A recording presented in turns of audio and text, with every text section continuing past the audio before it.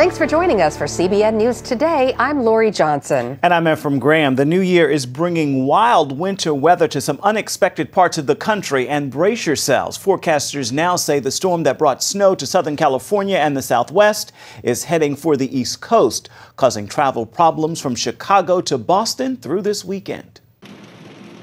New year and new winter weather headaches. Sand and salt trucks are already out in at least 8 states, trying to get ahead of the winter mess. When I hit my brakes, it kind of just went sideways and I hit the rail over there.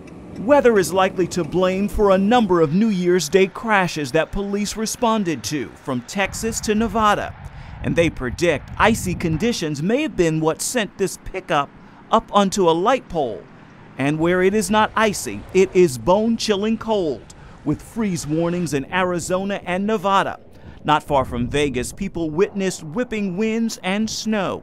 The roads are pretty bad. It's getting worse, as we know. I'm pretty new to Vegas. I was definitely not expecting weather like this. I haven't seen snow in a long time, but this is pretty insane. And it was a rare winter sight in Southern California, with people waiting overnight for the Rose Parade, lighting campfires and bundling up. We have 3 layers on them, stockings, leggings, 2 pairs of socks. And the wicked winter weather turned deadly for at least 5 people in California. Forecasters warn the storm will strengthen and take a track toward the lower Great Lakes this weekend. It will also spread a swath of snow, ice, and rain, bringing travel problems from Chicago to Boston. And areas that receive a heavy amount of ice or wet snow should brace themselves for lengthy power outages. Snow also caused chaos in Colorado, where some hikers found themselves caught in an avalanche. 3 were trapped just west of Denver. Only 2 of them survived. Police officers across the country are starting the new year on high alert. Police are being targeted and threatened across the country after the deaths of unarmed black men in New York and Ferguson, Missouri. The FBI has issued a new warning as copycats of the NYPD officer assassination are issuing more threats. The NYPD has received up to 80 threats over the last week, leading to at least 15 arrests so far. In Houston, random shots were fired at an officer at a traffic stop, and from Los Angeles to Tampa to Philadelphia, police have also found themselves under attack. An annual report found that police shooting deaths were up 56% last year, and of the 50 officers killed last year, 15 of them were killed in ambush assaults. Former New York Governor Mario Cuomo is dead at the age of 82. He passed just hours after his son Andrew was sworn in Thursday for a second term as the New York governor. The elder Cuomo had been in the hospital since November with congestive heart disease. He served 3 terms as governor from 1983 to 1994. He was a staunch liberal and is remembered for his scathing criticism of then President Ronald Reagan. Cuomo came close to running for president in 1992 and was a contender for the U.S. Supreme Court during the Clinton presidency. In Indonesia, more bodies have been recovered from the AirAsia plane crash site. This brings the total number of bodies found to at least 30. Recovery efforts are still underway. Indonesian search and rescue teams say the focus of the search will be underwater detection to locate those black boxes. AirAsia Flight 8501 went down Sunday in the Java Sea, killing 162 people. Right now, authorities are still working on figuring out what caused the crash. The U.S.-led coalition is ramping up its offensive against the Islamic State in Syria. An activist group says the coalition carried out more than a dozen airstrikes in and around northeastern Syria in recent days. That's where the Islamic State's de facto capital is located. The air raids hit areas on the outskirts of the city of Raqqa along the Euphrates River. This marks the heaviest round of coalition strikes on the city since ISIS captured a Jordanian pilot after his F-16 jet went down near Raqqa on Christmas Eve. No word right now on casualties. 2015 is just 2 days old, and already we're seeing a renewed diplomatic push by the Palestinians against Israel. Earlier this week, Palestinian leaders tried to push through a resolution in the UN Security Council calling on Israel to withdraw to its pre-1967 borders. That move was defeated, but now the Palestinians are seeking recognition from the International Criminal Court so they can file war crimes charges against the Jewish state. Well, CBN senior editor Senator John Waggy spent several years in our Jerusalem bureau and just returned from Israel. Right. So what's this about the criminal court? What are the charges? Well, this is something that the Palestinians have threatened now for months, if not years, and it's bringing war crimes charges against Israeli political and military leaders for the incursion into Gaza, things like that, where Palestinian war crimes under Hamas are not prosecuted by the UN, but the UN Human Rights Commission is currently investigating Israel for war crimes. And so the Palestinians are trying to push that forward and put the pressure on Israel within the court system if they can't win in the UN Security Council. How do you think that's going to work out? Well, I don't think the criminal court is going to be as much of a threat to Israel as the continued fight at the UN. You know, the Palestinians are basically waging a two-front war. Part of the front is diplomatic, part of it is military. But it's the diplomatic war that they really have had their success recently, and they only came one vote short in the Security Council to vote to Israel to withdraw to 1967 lines. So they're going to try that again this year, most likely. The UN Security Council is rotating its membership, and it may not be as friendly to Israel as it was this time, which wasn't very friendly. Like who might not be as friendly with the new Security Council changes? For instance, Australia voted no with the United States to reject this resolution that would have been put pressure on Israel. Well, they're going to be replaced by New Zealand, and New Zealand may abstain or vote yes. And so the Palestinians are going to make another run at this. There's no doubt about it. They'll wait until later, but after Israeli elections. Oh, well, speaking of the elections, Benjamin Netanyahu has a tough challenge facing him. What do you think is going on internally in Israel? Well, he called elections because they passed a law within the Knesset that said Israel is a Jewish state. Netanyahu feels this is very important, that Israel declare itself a Jewish state and that Palestinians recognize Israel as a Jewish state.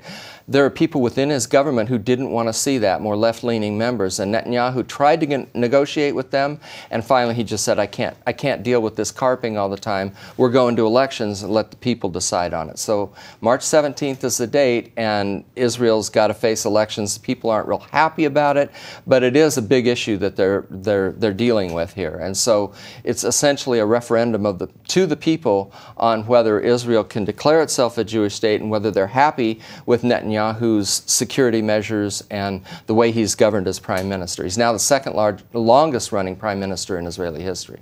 Now, relations between the United States and Israel have been rocky, and we now hear that President Obama wants to normalize relations with Iran, much the same way he wants to with Cuba. How is that going to affect our relationship with Israel? Well, Israel has said repeatedly that they will not allow Iran to obtain nuclear weapons, and you have to take them at their word that they mean it.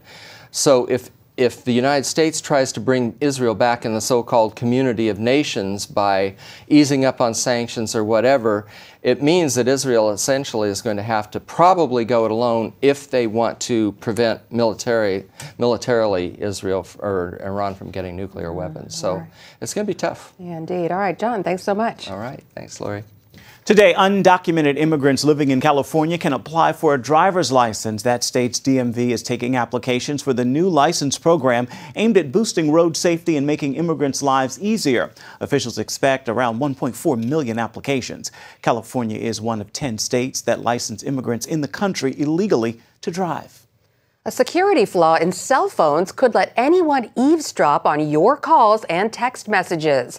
A German security research lab discovered the flaws in a system used by cell phone carriers around the world.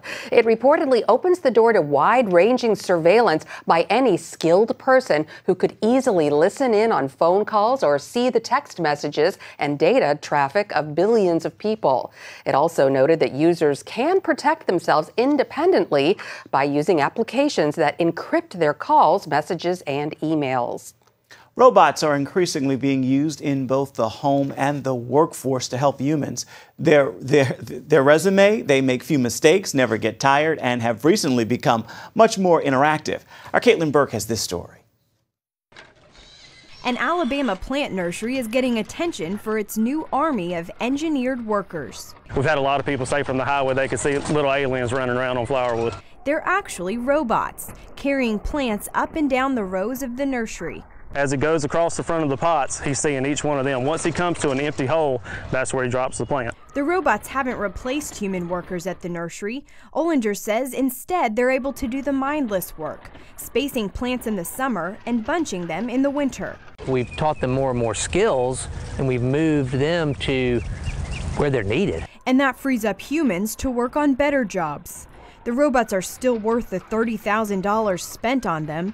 They work in less than desirable conditions, can do double shifts, and don't require any breaks. You can drive right out of here at lunchtime. Everybody's gone, and the robots are still running. Robot technology is being used in the classroom as well. This robot carries an iPad, allowing a master teacher to interact with students remotely. 10-year-old Simon is working on his reading and comprehension skills this summer. The robot allows teacher Jody Giles to monitor his progress. He'll tell us, help me out, and he will guide me and interact with me, and it's no different than when working with him in person. Giles says that thanks to the new technology, she's able to interact with 10 to 12 students per day for about 20 to 30 minutes each, no matter where they're located. We're reducing cost in travel and in time. So it's been a beneficial investment, not just in terms of financially, but also in terms of the time. Despite all the benefits, there are still a few things that need to be worked out. I like to help it because sometimes it mostly crashes on the wall. Caitlin Burke, CBN News. Coming up, a school called Hope. How Christian missionaries are helping these migrant children get a chance at a better life.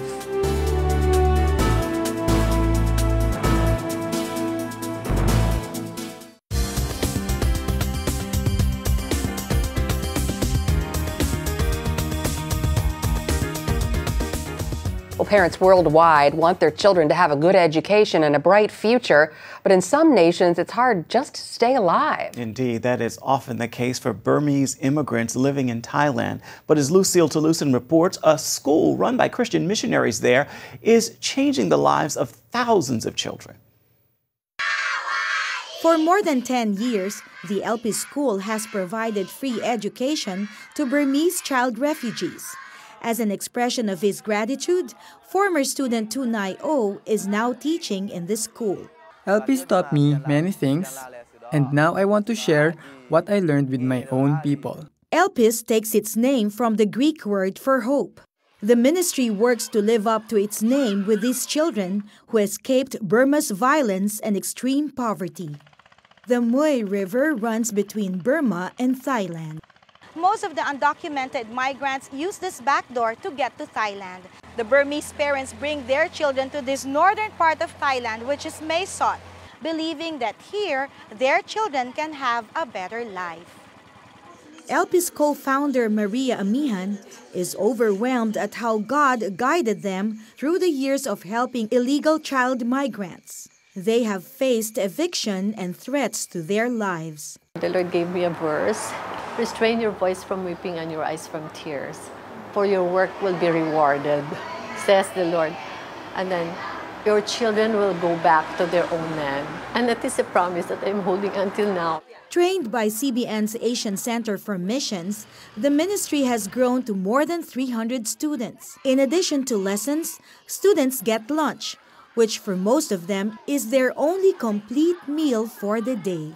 LPIS provides shelter for the high school students. That helps protect these girls from prostitution or child labor. Piu Pue Wei almost missed out on this new life because her mother wanted her to work in Bangkok. She changed her mind after realizing Piu Pue Wei was the first member of their clan to ever graduate from elementary school. Now, Piu Pue Wei is the first LPIS graduate admitted to a prestigious Thai school. I want to be an interpreter, and my hope is I want to share about God. I want to help the other children also.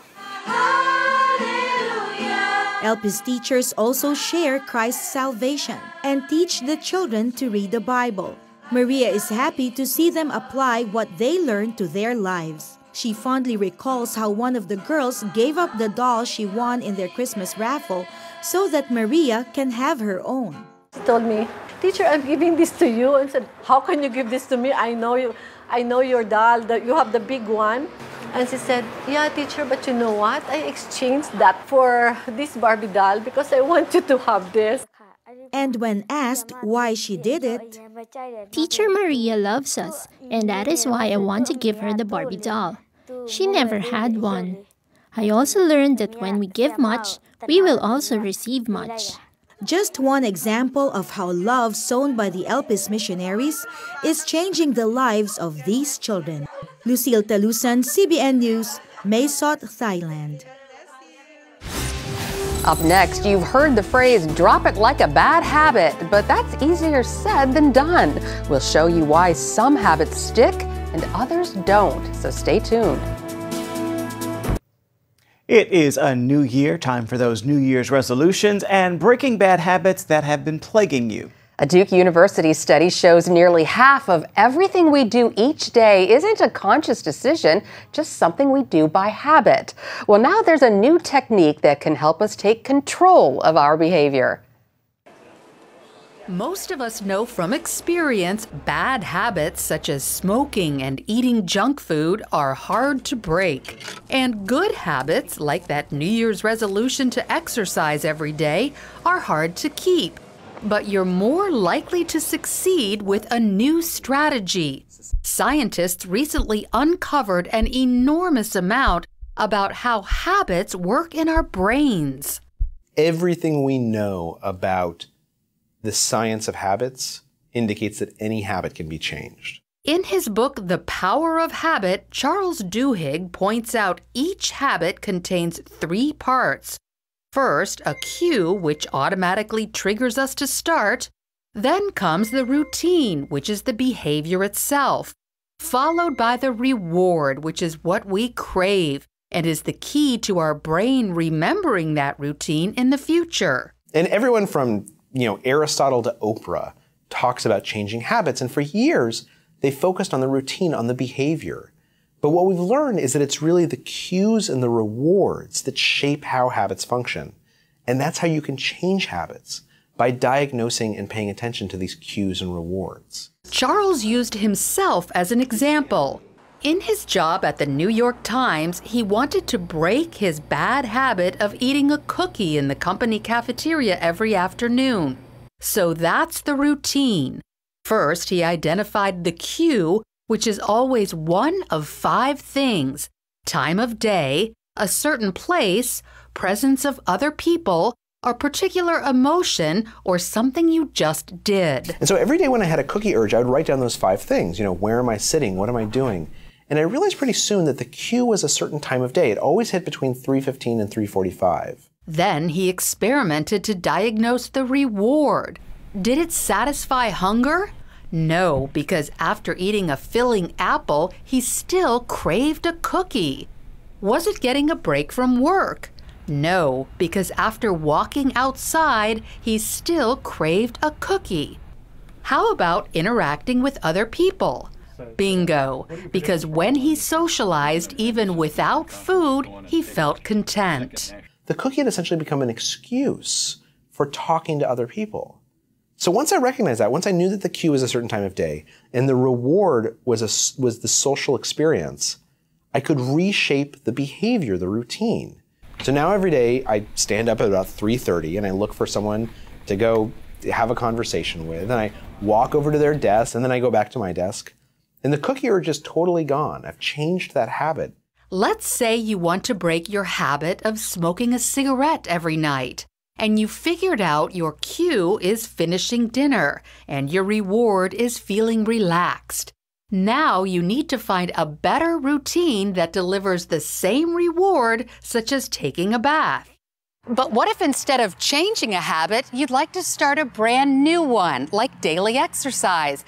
In this case, you have to come up with your own cues and rewards, but make sure the reward is something you genuinely enjoy, like listening to your favorite music. If you go for a run every morning and you tell yourself, I'm going to reward myself by eating kale chips, that is not going to work because nobody actually likes kale chips, right? On the other hand, there was a study that was done in Germany where they told people, go running in the morning, start an exercise routine, And when you get back to your house, eat a small piece of chocolate. Now, this is counterintuitive, right? Because nobody exercises to eat more chocolate. And yet it worked. Because chocolate is a reward that people actually enjoy. So by understanding our habits are simply cues followed by a routine, then a reward, we can control our behavior. And as a bonus, the longer we stick with a habit, the easier it becomes. So I am expecting a lot of people to be at the gym starting today. January is the big month. Everybody goes back to the gym and starts that new habit. They crowd us regulars out. Right. But it'll be back to normal probably by Valentine's Day. I agree. See you in February. Stay with us. We'll be right back. Finally today, more than 20,000 college students are starting their new year with focus on intense worship and praise. The Passion Conference gets underway in Atlanta this weekend and is known exactly for its name in focusing this generation of believers on living for Christ. Passion is more than an event. Passion is you and me saying goodbye to the lesser things and saying yes to Jesus. Passion is a movement. The Jesus movement.